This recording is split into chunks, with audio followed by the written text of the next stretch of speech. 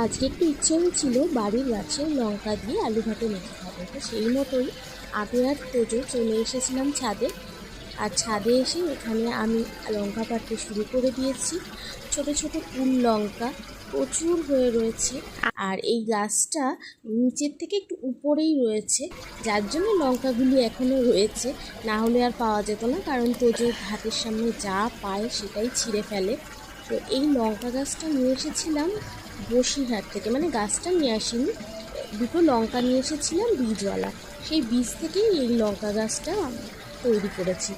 এই লঙ্কা গাছটিতে প্রচুর পরিমাণে লঙ্কা হয়েছে, মানে আমি কিন্তু প্রায় এসে লঙ্কা পারি যেগুলো বড় হয়ে যায়, কিন্তু যতই পারি তত আরও বেশি ফুল আসছে আর আরও লঙ্কা হচ্ছে। এই লঙ্কাটা খাওয়ার থেকে আমার যেন দেখতে বেশি ভালো লাগে, আর পাড়তে তো নিজের গাছের জিনিস পাড়তে তো খুবই ভালো লাগে, কিন্তু দেখতে এত সুন্দর লাগে। ছোটো ছোটো কি সুন্দর দেখুন লঙ্কাগুলো, মনে হচ্ছে যেন আমি কুল রয়েছি হাতে, ছোটো ছোটো একেবারে গোল গোল।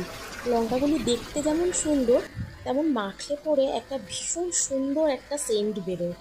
আর যেগুলো মোটামুটি একটু বড় হয়ে গেছে ভীষণই ঝাল। আর আমার তোজো ওখান থেকে উঁকি মেরে মেরে দেখছে, ও বলছে ও নাকি পারবে।